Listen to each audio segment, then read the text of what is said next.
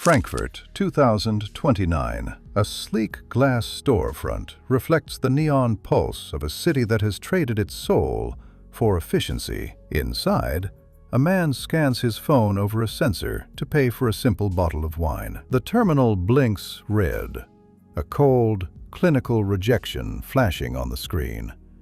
Transaction denied. Carbon allowance exceeded. This isn't a glitch, and it's not a bankruptcy. His bank account is full, but his money has developed a mind of its own. It is no longer a tool for trade, but a programmable leash. Welcome to the era of the digital euro. For decades, we believed money was a neutral force, a silent witness to our choices. We handed over coins, and in return, we received autonomy. But in the hushed corridors of the European Central Bank, the definition of value is being rewritten. They call it a central bank digital currency, or CBDC. They pitch it with words like convenience, security, and modernization. But look closer at the architecture of the code. The money trail doesn't lead to a vault anymore. It leads to a dashboard managed by a technocrat you will never meet. The shift began with the slow, agonizing death of the banknote.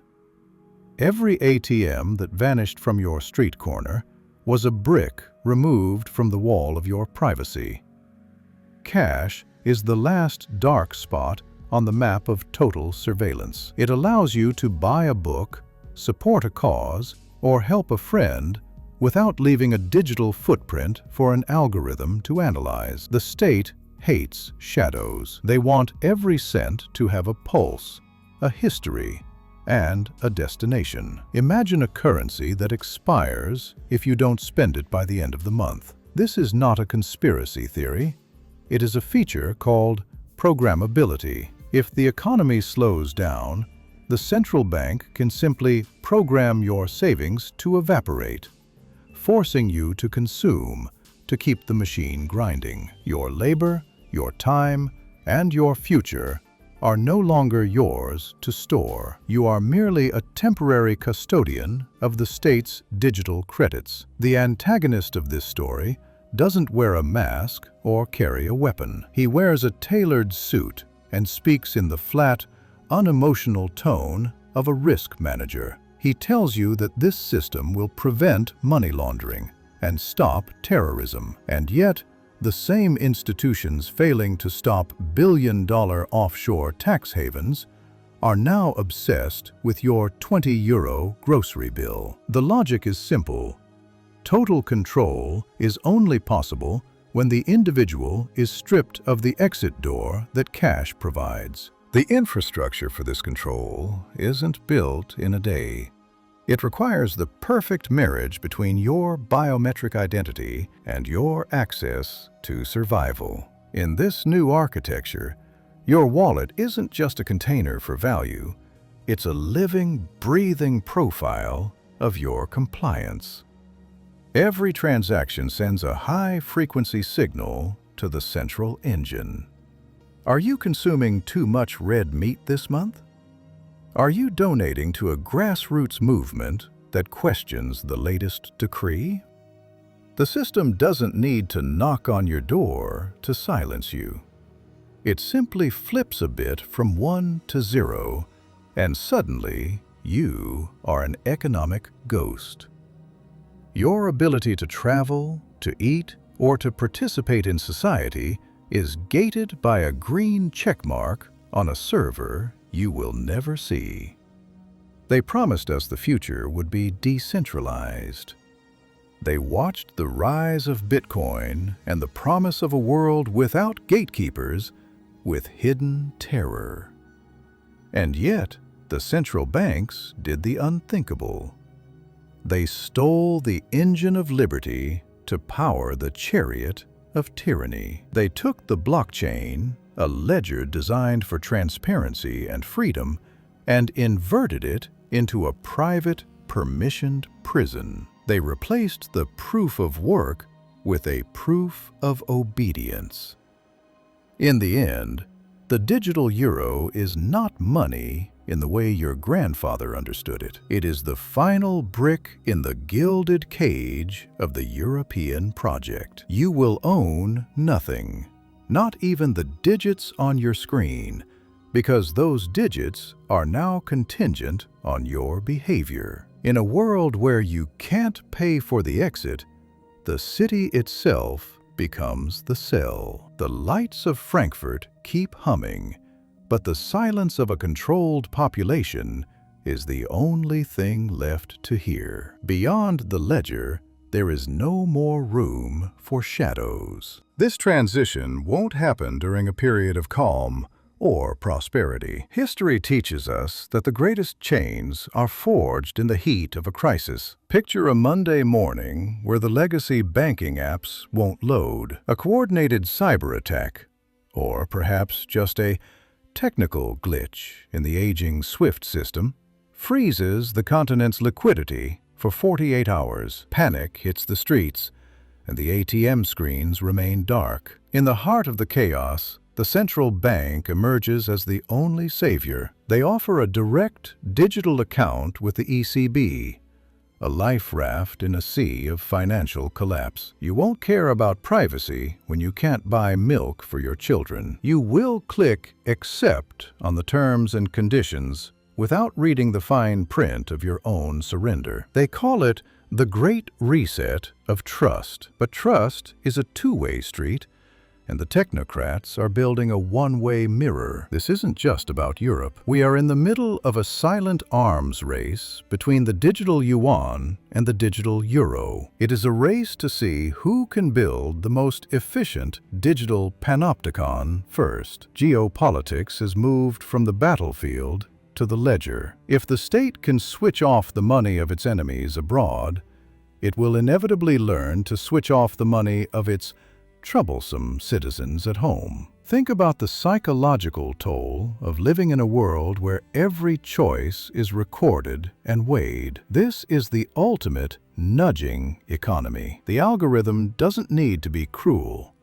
It just needs to be persistent. A micro tax here for a non-sustainable purchase. A small bonus there for community-aligned behavior. Slowly, the individual dissolves into a data point. You begin to self-censor your spending habits, the way you self-censor your social media posts. Freedom of speech is meaningless if the state has a veto over your freedom to transact. The digital euro is the end of the bank run. In the old world, if you lost faith in the system, you could pull your wealth out and hold it in your hands. You had an exit. In the digital cage, there is no exit. Your wealth is a series of entries in a database you do not control. If the bank fails, you stay trapped. If the state decides to implement a wealth tax overnight, it simply deducts the percentage with a single keystroke. No paperwork, no resistance. Just a notification on your lock screen telling you that you are now 10% poorer for the greater good. They will market this as the ultimate security, a vault in the palm of your hand that can never be stolen by a common thief. And they are right. A pickpocket can't reach into a digital cloud, but a government can reach into your very identity. The thief hasn't disappeared. He has simply been replaced by the architect. We were conditioned for this moment for years. Every time you used a contactless card for a coffee, every time you paid with a thumbprint, you were rehearsing your own obsolescence. Convenience is the lubricant of control. We traded the friction of physical money for the smooth, frictionless slide into a total surveillance state. We thought we were gaining speed, but we were only losing the ability to stop. And yet, there is a final, darker layer to this blueprint. When money is purely digital and centralized, the concept of savings becomes an illusion. In a world of negative interest rates, you can't hide your cash under a mattress. It stays in the system, where it can be harvested like a crop. The digital euro is the ultimate harvester. It turns every citizen into a permanent debtor to the central bank. Look at the city one last time. The skyscrapers of Frankfurt are not monuments to commerce. They are the watchtowers of a new feudalism. In the old world, the king took a portion of your harvest. In the new world, the technocrat controls the very seeds you plant. The ledger is now the only reality that matters. If you are not in the ledger, you do not exist. If you defy the ledger, you are deleted. The digital euro is coming. It won't arrive with a bang, but with a software update. And as you click install, remember one thing. Once you surrender the right to hold your own value, you surrender the right to determine your own future. The cage is invisible. The bars are made of code, and the key is in hands that have never known the weight of a hard-earned coin. Beyond the ledger, the lights are going out. While Europe polishes its digital armor, the blueprint has already been tested in the world's largest laboratory of social control. In Beijing, the digital yuan is no longer a pilot program, it is a social vacuum cleaner. It sucks up every intent, every impulse, and every rebellion of over 1 billion people. The European technocrats claim they are different. They speak of democratic values and GDPR compliance. But history shows us that once a weapon is built, it is eventually fired. Power is a liquid.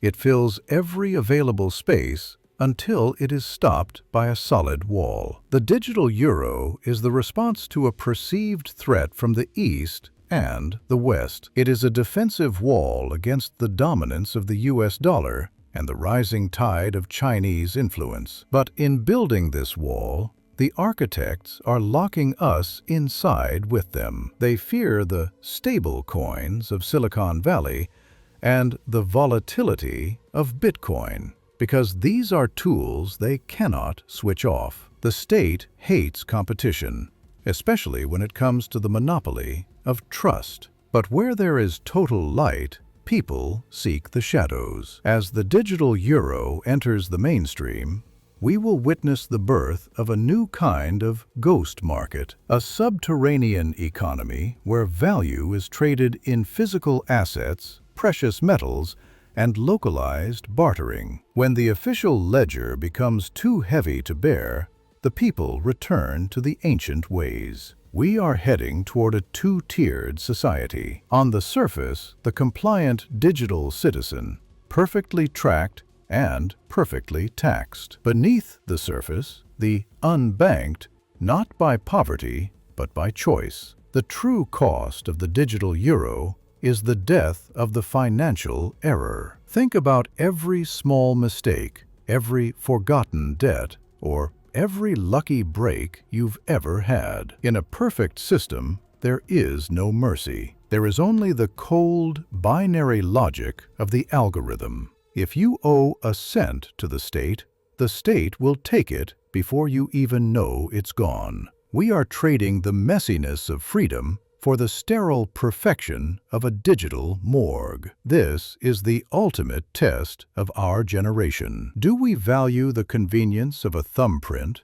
over the sovereignty of our own labor? Do we trust the people who printed trillions into worthlessness to now manage our lives with a computer program? The ledger is being opened. The ink is being replaced by light. And as the last paper bills are shredded, we must ask ourselves, what will we use to buy our freedom back when the screen goes dark? And yet, the most terrifying part of this blueprint isn't the technology itself. It is the silence of the people as the walls close in. We are not being conquered by a foreign army. We are being upgraded into submission. The technocrats knew that we would never accept a sudden seizure of our rights, so they chose the path of the slow boil. A discount here, a faster checkout there, a crisis to manage the risks of the old world. By the time we realize we are in a cage, the bars will have been there so long will mistake them for the view. Let's look at the final piece of the puzzle, the opt-out illusion. They will tell you that the digital euro is voluntary. They will say you can keep your old bank account, your old lifestyle. But look at the friction they are building into the legacy system. Higher fees for cash, longer waiting periods for physical transfers, sudden compliance checks for any transaction that doesn't happen on the central ledger. They don't need to ban your freedom.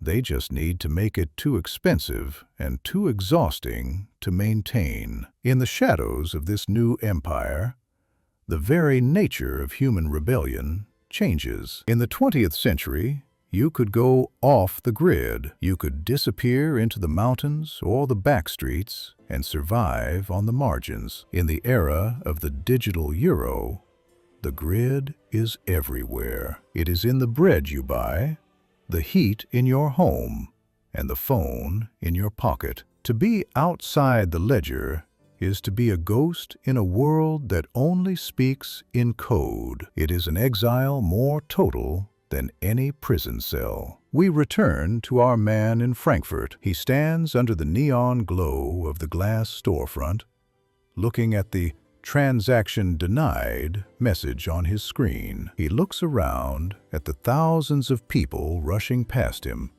all scanning, all tapping, all complying. He reaches into his pocket and feels a single, crumpled 10-euro note, the last of a dying species. He realizes that this piece of paper is the only thing in the world that doesn't know who he is, and that is exactly why it has to die. The digital euro is the final chapter of the Great Ledger. It is the moment where the state stops serving the economy and begins to program the people. They are betting that your desire for comfort is stronger than your hunger for autonomy. They are betting that you will trade your soul for a faster checkout. And looking at the world today, they might just be right. The lights in the ECB tower stay on all night. They are counting, they are watching, and they are waiting for you to click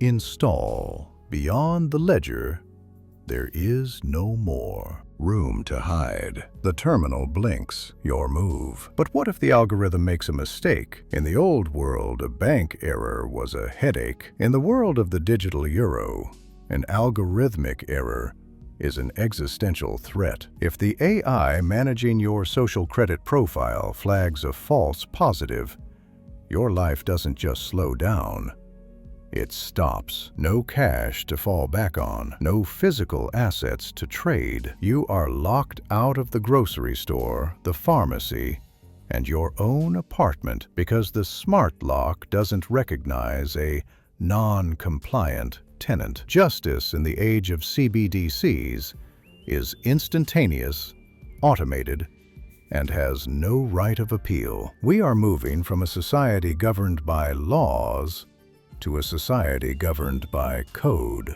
Laws are debated, interpreted, and sometimes ignored. Code is absolute. It doesn't care about your intent or your circumstances. It only cares about the parameters set by the architect. This is the ultimate dream of the technocrat, a population that is self-policing because the cost of stepping out of line is literal non-existence. It is the most efficient form of tyranny ever devised because it requires no guards, no prisons, and no visible force. The wallet is the prison. And yet, there is a counter-movement stirring in the dark. A new generation of data rebels is already building the infrastructure for a parallel world. They are using the same encryption meant to cage us to build tunnels of escape. They trade in decentralized protocols,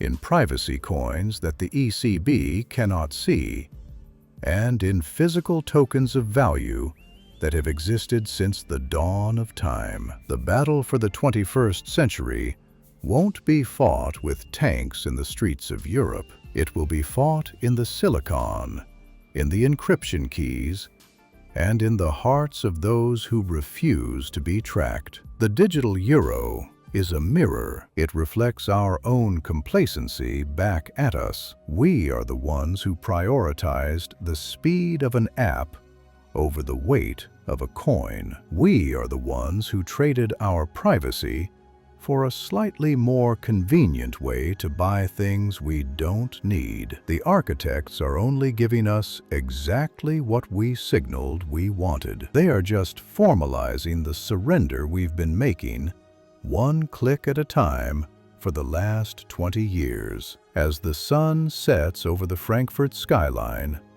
the choice remains. The transition is coming, whether we are ready or not. You can embrace the digital leash and hope the hand that holds it stays kind. Or you can begin to build your own vault, one that isn't made of glass, one that the state can't peer into, one that belongs entirely to you. The era of neutral money is over. The era of the programmable human has begun. Don't say you weren't warned when the screen blinks red for the last time. Beyond the ledger, the only thing left is the truth. The architects know that a phone can be lost and a card can be stolen. For the ledger to be truly absolute, it must be inseparable from the flesh. We are moving toward the era of the biological wallet. Your heartbeat, your iris, your unique vascular pattern,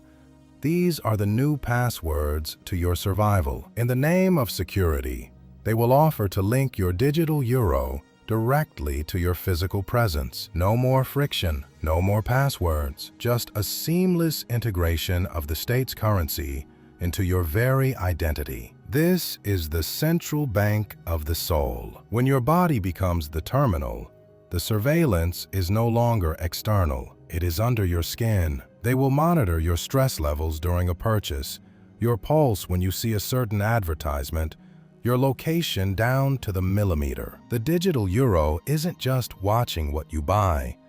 It's learning who you are so it can predict what you'll do next. The ultimate goal of the technocrat is the elimination of the unpredictable individual. Think back to the coins in your grandfather's pocket. Those coins didn't care about his politics, his health, or his carbon footprint. They were dead matter, and in that deadness, there was a profound, silent freedom. The digital euro is alive. It is a predatory software that feeds on data. Every time you spend, you give it more power to judge you. We are building a god out of math and greed, and we are giving it the power to excommunicate us from reality. The most successful prison is the one where the inmates believe they are safe. They will tell you that the old world was dangerous, chaotic, and filled with criminals using cash to hide their sins. And you might believe them. You might find comfort in the green check marks and the automated safety of the digital cage. But remember, a bird in a cage is safe from the hawk, but it has forgotten how to fly. And the person who feeds the bird is the same one who can stop at any moment. The Frankfurt rain continues to fall, hitting the glass towers like 1,000 tiny hammers. The man on the street puts his phone back in his pocket. He looks at his reflection in the dark window of the bank. He sees a ghost staring back. A man whose worth is now measured in bits, whose movement is permitted by an algorithm, and whose future is a line of code he cannot read. He realizes the truth too late. You don't use the digital euro. The digital euro uses you. This is beyond the ledger. We followed the money, and it led us to a mirror. The screen fades to black, but the pulse of the digital city remains. They are ready for you. Are you ready for them? The ledger never closes, and it never forgets.